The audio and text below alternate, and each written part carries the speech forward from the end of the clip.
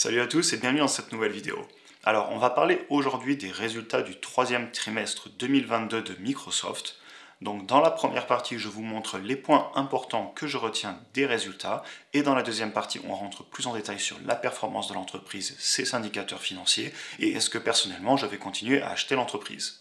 Alors on perd pas de temps, on passe de suite sur mon écran. Je m'excuse aussi d'avance pour ma voix. Je vous fais la vidéo plutôt tôt, puisque bien évidemment les résultats étant sortis mardi soir très tard et la vidéo sort mercredi, donc je vous la fais assez tôt le matin. Donc pour information, la majorité des informations que je vais vous montrer viennent directement du site des relations investisseurs de Microsoft et aussi de différents articles qu'on peut trouver sur internet et différents sites que je vais vous montrer. Mais globalement, je vous ai résumé toutes les grandes lignes que j'ai retenues à travers un mind map comme j'aime le faire, puisque c'est assez pratique pour vous montrer vraiment les points importants. Donc tout d'abord, on va quand même rappeler ce que fait Microsoft, même si je pense que la majorité, vous connaissez déjà à peu près le business model. Donc ils ont deux gros types de revenus. Donc tout d'abord, ce qu'ils appellent les revenus dérivés des produits. Donc là, ce sont tout ce qui est vente des systèmes opérationnels, donc de Microsoft tout simplement. Tout ce qui est le jeu vidéo, les tablettes, les ordinateurs, les outils de productivité, etc. Et ensuite, ils ont ce qu'on appelle les revenus de service. Et donc dans cette partie-là, c'est tout ce que moi j'apprécie le plus chez Microsoft, comme vous le savez. Ce sont tout ce qui est la location de services, Office 365, le business avec les entreprises, le cloud, les plateformes et les plateformes de cloud avec Azure, aussi les revenus publicitaires avec LinkedIn par exemple. Pour info, ce document là, c'est le 10K, donc c'est le rapport annuel. Ensuite, si on va voir très rapidement la répartition de ces revenus sur une année, là c'est le 10K, donc c'est le rapport annuel. On voit que sur les produits, on est sur du 72 milliards et sur les services, on est sur du 125 milliards. Donc on n'est pas sur un x2, mais on est peut-être sur un plus 80% par rapport aux produits. Donc encore une fois, vous savez que j'aime beaucoup Microsoft pour ça. C'est une entreprise qui a su par le passé passer d'un modèle où ils vendaient des produits comme des licences Windows à des revenus récurrents et de services dans le cloud, etc. Ils n'ont pas raté cette transition, ce qui est pour moi une des choses qui a fait que Microsoft est aujourd'hui une des plus grosses entreprises du monde. Bon alors quitte à être sur le 10K, on va aussi aller regarder le cash flow statement parce qu'il y a des points que je voudrais vous montrer plus tard. Mais donc voilà, ce que je voulais vous montrer juste, mais on en reparlera. Ici on a le net cash from operation, donc c'est le cash généré par les opérations, le flux de trésorerie. Et on voit qu'il redépense énormément en rachat d'actions. Donc c'est une entreprise qui fait beaucoup de retours pour les investisseurs en rachetant ses propres actions. Et donc vu qu'il y a moins d'actions en circulation, le prix de l'action monte à capitalisation équivalente. Et il reverse aussi un dividende, comme on le verra, il reverse un dividende depuis de nombreuses années et il l'augmente chaque année, ce qui est aussi excellent. Très bien, donc passons maintenant à ce qui a été dit par rapport au troisième trimestre 2022. La première chose que je dirais, c'est un petit peu ma conclusion que je vous fais au début, c'est que le marché, la bourse en ce moment, il n'y a rien qui est pardonné. Puisque Microsoft, ils ont eu des meilleurs résultats qu'attendus, aussi bien en chiffre d'affaires qu'en résultat net, on voit top and bottom line. Et cependant, parce qu'ils ont eu des guidance, donc des prévisions assez faibles et des revenus un peu plus bas que prévu sur le cloud, qui est un business très important pour eux avec Azure, et bien l'entreprise, a priori, va ouvrir en baisse en bourse et est en train de subir encore une correction. Sachant que si on va voir le cours de l'entreprise, c'est une entreprise qui, depuis les plus hauts du début de l'année, a corrigé de 27% au jour d'aujourd'hui quand je vous fais la vidéo. Et si on va, elle avait baissé de plus de 36%. Et vous voyez, moi j'avais fait un point d'entrée à moins 34% par rapport à ses plus hauts. Le premier point que je retiendrai, et ça va être vrai pour tout, le dollar est très fort en ce moment. Si on va voir le DXY, on voit que le dollar a explosé par rapport à toutes les autres monnaies. D'ailleurs, le DXY, pour information, c'est tout simplement la comparaison du dollar par rapport aux autres monnaies. Et donc, si vous regardez par rapport à, allez, on va prendre début de l'année, tac, tac, tac, on va aller janvier, hop, vous voyez, on a fait du plus 17% par rapport aux autres monnaies. Et n'oubliez pas que Microsoft, c'est un business mondial. Ils font de l'argent en Europe, en Asie, en Amérique du Sud, à travers toutes les zones économiques. Et donc forcément, vu qu'à la fin, ils publient les résultats en dollars, on est très affecté, et c'est ce que je voulais vous montrer ici. Par exemple, on a eu une croissance du chiffre d'affaires d'une année sur l'autre, donc un year over year, de 11%. En dollars. Mais si vous regardez en constant currency, donc en CC, en constant currency, donc si vous ne prenez pas en compte le fait que le dollar est monté, et en fait on est à plus 16%. Alors certes, au final on utilise le 11% puisque c'est la réalité, puisque quand on fait une vente en euros, il faut la ramener en dollars, mais ça vous montre quand même que les résultats de Microsoft ont été fortement affectés par cette forte hausse du dollar. Ensuite, j'ai retenu quelques points qui fâchent et qui me font un petit peu sourire, on va dire, c'est pour ça que je vous ai mis ce petit emoji. On a une marge brute de 69,2% et ils attendaient, les analystes, 69,8%. Et donc forcément, ils ont missed expectation, ils ont raté ce qui était attendu. enfin on est quand même sur une boîte qui est pas loin de 70% de marge brute, je suis désolé, ça me fait rire. Donc voilà, c'est pas un chiffre qui moi me choque et je suis content d'avoir l'argent dans une telle entreprise, surtout qu'après je vous montrerai aussi la marge nette et vous verrez on est à plus de 30% de marge nette, ce qui est énorme. Encore une fois c'est normal, on vend du logiciel, on est sur du SaaS, enfin des entreprises de type SaaS et donc c'est des entreprises qui ont des grosses marges, on compare ça à des Adobe, à des Google, donc voilà. C'est en ligne mais ça me fait quand même sourire quand je vois ce genre de commentaires. Ensuite, un autre point important, le cloud, puisque vous savez que c'est un des gros business de Microsoft, avec aussi tout ce qui est la location de logiciels aux entreprises avec Office 365. Et là, on a fait un plus 36,9% contre un 39,4% attendu. Certes, c'est un petit peu plus bas. Cependant, on est sur des très forte croissance, mais en même temps, je comprends aussi que là, pour le coup, on corrige un petit peu Microsoft là-dessus, puisque c'est vraiment leur business qui doit croître le plus. Ils sont en concurrence avec AWS de Amazon, Azure, ils essaient de le vendre à toutes les entreprises du monde, c'est entre guillemets en combinaison avec Outlook et le package Office 365, donc c'est important qu'ils continuent de croître leur chiffre d'affaires là-dessus, et je ne suis pas mécontent du 36,9%, mais il faut qu'ils continuent à améliorer ça. Et d'ailleurs, ils en parlent intensément et à plusieurs reprises dans le call qu'ils ont eu. En fait, un des trucs qui a affecté le plus Azure et notamment les marges, c'est l'augmentation du coût de l'énergie. Il faut savoir que la data, les serveurs, le cloud, c'est extrêmement consommateur en énergie. Et le prix de l'énergie a augmenté à travers le monde, je pense que vous êtes au courant, et ça a affecté leur marge brute. Ensuite, on continue, on arrive sur le segment qui vraiment m'intéresse chez Microsoft, je sais que j'en parle tout le temps, mais c'est leur système d'abonnement qu'ils vendent aux entreprises. Je crois que toutes les entreprises payent de 5 à 10 dollars selon les options, par employé, par an, pour avoir Office 365, donc aussi bien Outlook, tous les outils comme Microsoft Teams, etc. Ensuite, ici, on regarde le chiffre d'affaires aussi de LinkedIn et de Dynamics. Dynamics, c'est un CRM, c'est un outil de gestion. Et donc là, on voit qu'ils ont fait un plus 9% et ils sont au-dessus des attentes sur le chiffre d'affaires de ce segment du business. Donc ça, c'est quelque chose qui me rassure. Encore une fois, c'est vraiment une des parties les plus importantes pour moi du business parce que c'est pour moi où ils ont un des plus gros potentiels avec le cloud. C'est-à-dire que Microsoft, ils gagnent de l'argent bien sûr en vendant Windows 11, Windows 11 ou tous leurs autres logiciels, mais le gros de leur business, c'est les revenus récurrents. Et c'est pour ça que l'entreprise, on le verra plus tard, a une valorisation aussi élevée parce que c'est une vraie vache à lait. C'est une entreprise qui génère du cash, qui ont des cash flows très élevés. Certes, on est cher par rapport au cash flow, mais voilà, on a des fortes marges puisqu'on vend du service et du logiciel. L'autre point dont je voulais vous parler, et ça va vraiment dans le sens de ma vision de l'entreprise que je vous partage ici depuis très longtemps, même sur les premières vidéos j'en parlais déjà, qui est qu'en fait ils sont en train de reconcentrer leur business sur ce qui rapporte. Et là on voit, ça y est, c'est le premier trimestre depuis l'existence de Microsoft où Azure, donc le cloud, l'allocation de logiciels Office 365, LinkedIn et Dynamics, leur CRM, dépasse plus de 50% du chiffre d'affaires total de l'entreprise. Donc ça veut dire que effectivement, c'est ce qui représente une énorme partie du business model de l'entreprise et j'en suis bien content. Je serais beaucoup plus inquiet si le business de Microsoft était basé sur la vente de tablettes Surface et sur la vente de Xbox. Je suis bien content que ce soit basé là-dessus et ça me rassure complètement dans mon bullish case, dans pourquoi j'investis sur Microsoft. Enfin, le dernier point dont je parlerai, et ils en ont beaucoup parlé, il faut réaméliorer les marges brutes. Donc, ils vont ralentir les embauches. C'est encore une fois aligné aussi avec le fait qu'on est certainement en récession aux États-Unis, même si le gouvernement ne veut pas le dire là-bas. C'est aussi aligné avec le fait qu'ils ont dit qu'ils vont tout faire pour augmenter la productivité de leurs employés. Alors évidemment, ralentissement des embauches, c'est pas un bon signe pour les employés et ça veut dire aussi que les employés, on va leur en demander plus, mais de la vision de l'investisseur, de la personne qui a mis de l'argent dans l'entreprise et qui donc, je vous rappelle, quand vous êtes investisseur, vous êtes propriétaire d'une toute petite part de Microsoft, pour nous, en tant qu'investisseurs, c'est quelque chose de rassurant, que l'entreprise a conscience qu'il faut augmenter les marges et améliorer la productivité.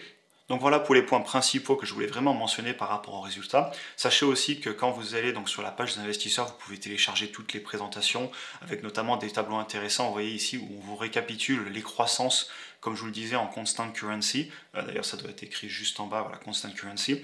C'est-à-dire si on ne prend pas en compte la variation du dollar, et vous l'avez aussi en réel. Donc voilà, vous avez toutes les informations. Puis vous allez regarder les slides. Ici, on parle aussi du retour sur investissement du cash return pour les shareholders, capital expenditure, le cash flow, etc. Je ne vais pas vous le montrer sous ce format, je préfère passer via mes outils habituels, mais je voulais aussi vous mentionner, vous pouvez aller voir ces PowerPoint si vous le souhaitez.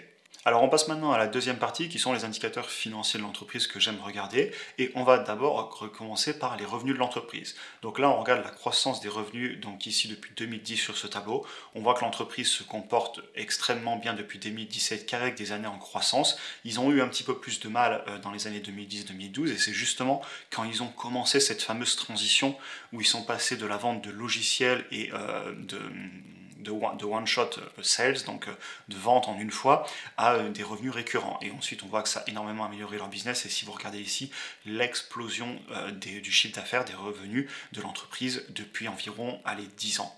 Ensuite, le prochain point que je vais vous montrer, on en a déjà parlé au début de la vidéo, c'est le rachat d'actions. Donc on voit qu'effectivement l'entreprise, tous les ans, elle rachète des actions, donc ça veut dire qu'elle prend du cash flow, donc du flux de trésorerie, et elle redistribue en dividendes, on le verra un petit peu plus tard, et elle rachète des actions. Et donc comme je vous le disais, en fait c'est du retour sur investissement, puisque s'il y a moins d'actions en circulation à capitalisation d'entreprise équivalente, et bien forcément chaque action prend une plus grosse part du gâteau de l'entreprise, et c'est pour ça qu'en fait que c'est du retour sur investissement caché pour l'investisseur. Donc c'est quelque chose d'excellent, et comme je vous le montrais un petit peu plus tôt dans le cash flow statement, certes il y a le dividende, si vous le prenez, alors ça c'est pas le cash flow statement, voilà, ce sera mieux si je vous montre le bon document, vous voyez qu'ils font du 32 contre du 18 milliards, donc ça veut dire qu'ils sont presque en train de racheter 2 fois plus d'actions que ce qu'ils versent en dividende. Donc encore une fois, c'est pour ça qu'il ne faut pas toujours regarder que le dividende, il faut regarder aussi d'autres indicateurs, et dans ce cas-là, pour moi c'est extrêmement important qu'ils rachètent des actions, c'est pour ça que je vous en parle avant les autres indicateurs. Le prochain graphique qu'on va regarder ensemble, c'est la marge brute, et comme on en a parlé un petit peu plus tôt, on se balade actuellement entre 68 et 69%, rien à dire, c'est énorme. En même temps, bon, c'est normal, c'est une entreprise qui fait du logiciel et donc qui a des grosses marges brutes, mais voilà, c'est quand même à signaler que c'est excellent.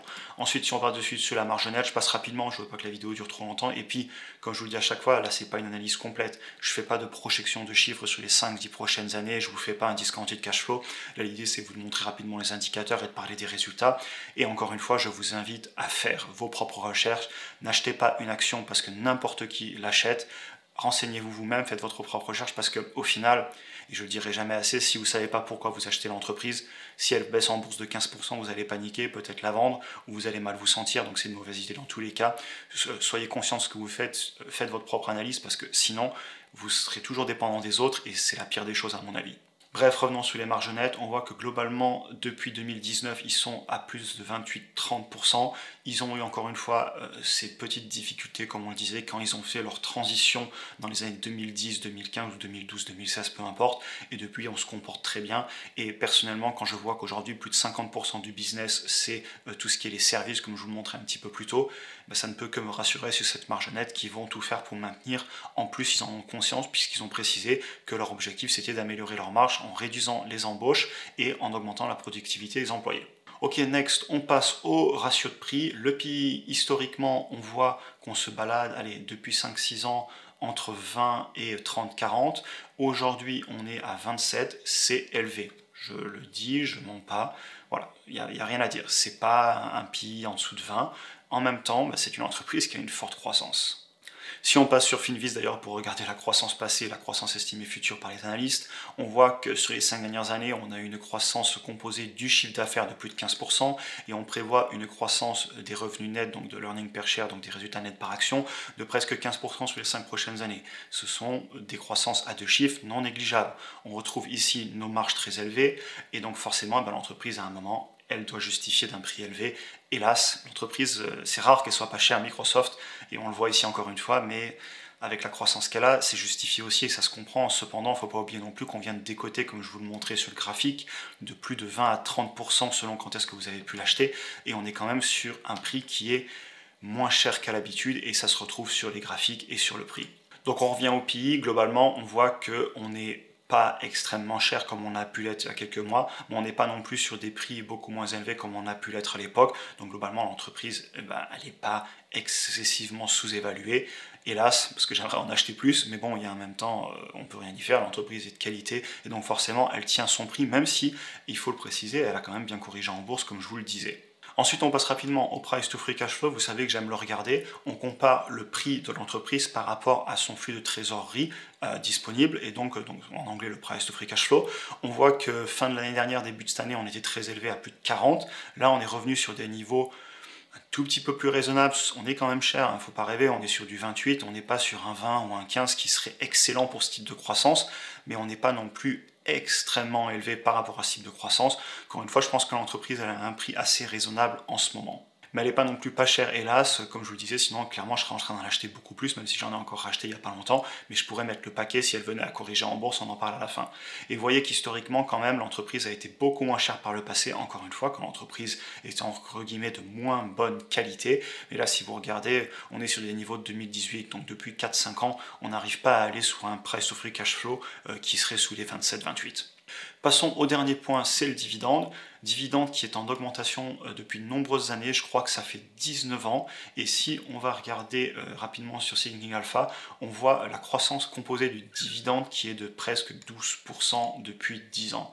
Donc rien à dire, c'est une excellente croissance pour un dividende, pour en plus une entreprise qui a aussi une croissance de la capitalisation. Donc encore une fois, comme vous le savez, Microsoft, ça fait partie de mes entreprises favorites. Je la classe dans ces entreprises à dividende croissant, c'est-à-dire que le dividende est croissant, mais aussi le business et l'entreprise n'a pas fini de croître. Ce n'est pas une entreprise extrêmement encore entre guillemets trop mature, qui n'arrive plus à grandir. Non, ils ont un gros potentiel de croissance du business avec des nouveaux marchés à conquérir, mais vu que c'est déjà une entreprise qui a un cash flow monstrueux, ils peuvent déjà se permettre de payer un dividende et de l'augmenter depuis presque 20 ans. Avant d'aller à la conclusion, on va rapidement sur TipRanks pour voir l'avis des analystes comme je le fais à chaque fois. Donc là, sur 31 analystes, on a 28 recommandations à l'achat et 3 recommandations d'attente. Donc en fait, c'est aligné avec ce que j'ai personnellement comme chiffres. J'ai mes chiffres personnels, là je ne vous les montre pas, parce que comme je vous le disais, ce n'est pas l'objectif de la vidéo. Mais voilà, c'est une entreprise que moi personnellement, j'ai acheté partiellement. Vous voyez, j'avais fait acheter un petit peu en avril, puis un petit peu en juin, et là j'en ai racheté encore 2 actions récemment. J'ai actuellement une position d'un petit peu plus de 3000 $ de souvenirs et je suis à plus de 30% de gains latents. Bon, peu importe les gains latents, de toute façon j'ai pas prévu de vendre. Mais donc voilà, c'est une entreprise que je pourrais largement faire monter en termes de taille de position dans mon portefeuille, mais encore une fois je suis patient, c'est-à-dire que si elle repart à la hausse, et tant mieux, j'aurai quand même pas mal investi, et si elle vient corriger plus, et clairement je pourrai plus investir. Très bien, donc on en arrive à la conclusion. Alors au final, qu'est-ce que j'en pense ? Comme vous le savez, j'ai Microsoft en portefeuille, je vous le disais, une position de plus de 3000 $ avec 32% de gains latents. Et du coup, je vais bien évidemment ne pas vendre cette action, puisque je pense que vous l'avez compris, je veux la conserver pour le long terme.